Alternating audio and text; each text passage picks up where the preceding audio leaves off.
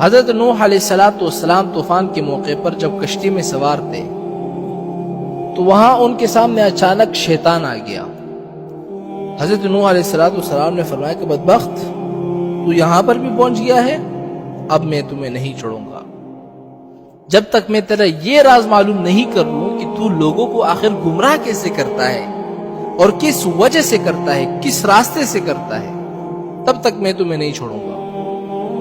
تو شیطان کہنے لگا کہ 5 باتوں کی وجہ سے میں لوگوں کو گمراہ کرتا ہوں، لیکن ان 5 باتوں میں سے میں صرف آپ کو 3 باتیں بتاؤں گا اور 2 نہیں بتاؤں گا۔ حضرت موسیٰ علیہ السلام کو اللہ کی طرف سے وحی آئی۔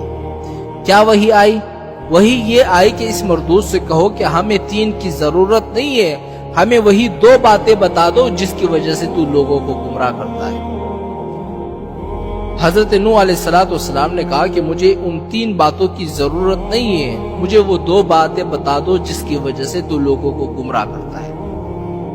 اب شیطان مجبور ہو گیا اور کہنے لگا کہ وہ 2 باتیں جس کی وجہ سے میں لوگوں کو گمراہ کرتا ہوں میں آپ کو نہیں بتانا چاہتا تھا، لیکن جب آپ نے پوچھا ہے اب سن لیجئے۔ ایک ہے حسد اور ایک ہے حرص۔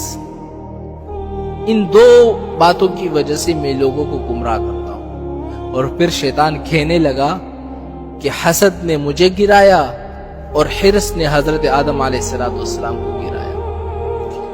کیسے گرایا؟ اس لیے کہ جب آدم علیہ السلام کو اللہ تعالیٰ نے بنایا اور آدم علیہ السلام کو اللہ تعالیٰ نے علم عطا فرمائی، ان کی شان و شوکت کو فرشتوں کے سامنے ظاہر کر دیا، تو اللہ تعالیٰ نے فرشتوں کو حکم دیا کہ اس کو سجدہ کرو، تو پھر سارے فرشتے سجدے میں گر گئے۔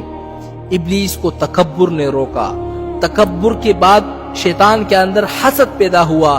حسد اس لیے پیدا ہوا کہ ان کی وجہ سے میں اللہ کی نگاہ میں گر گیا، اب کسی نہ کسی طرح میں آدم علیہ السلام کو بھی گراؤں گا۔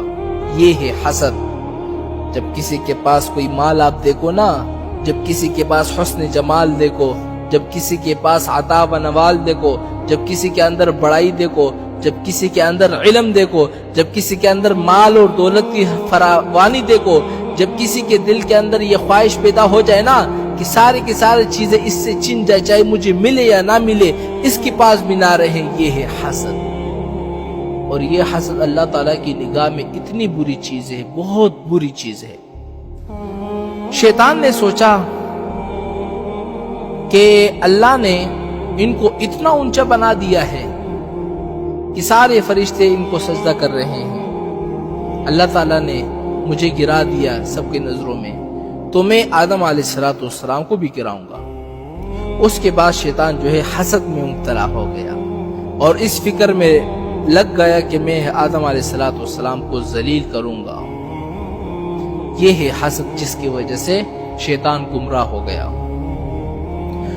اور آدم علیہ السلام کو اللہ تعالیٰ نے جس درخت سے منع کیا تھا نا کہ اس درخت سے آپ نے نہیں چکنا، تو آدم علیہ السلام نے جا کر اسی سے کھایا تھا۔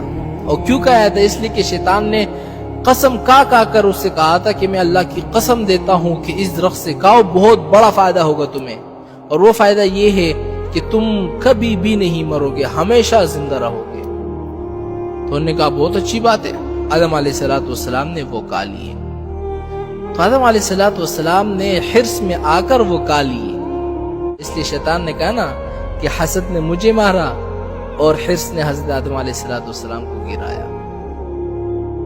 حضرت نوح علیہ السلام طوفان کے موقع پر جب کشتی میں سوار تھے تو وہاں ان کے سامنے اچانک شیطان آ گیا۔ حضرت نوح علیہ السلام نے فرمایا کہ بدبخت، تو یہاں پر بھی پہنچ گیا ہے، اب میں تمہیں نہیں چھوڑوں گا جب تک میں تیرا یہ راز معلوم نہیں کر لوں کہ تو لوگوں کو آخر گمراہ کیسے کرتا ہے اور کس وجہ سے کرتا ہے، کس راستے سے کرتا ہے، تب تک میں تمہیں نہیں چھوڑوں گا۔ تو شیطان کہنے لگا کہ 5 باتوں کی وجہ سے میں لوگوں کو گمراہ کرتا ہوں، لیکن ان 5 باتوں میں سے میں صرف آپ کو 3 باتیں بتاؤں گا اور 2 نہیں بتاؤں گا۔ حضرت موسیٰ علیہ السلام کو اللہ کی طرف سے وحی آئی۔ کیا وحی آئی؟ وحی یہ آئی کہ اس مردود سے کہو کہ ہمیں 3 کی ضرورت نہیں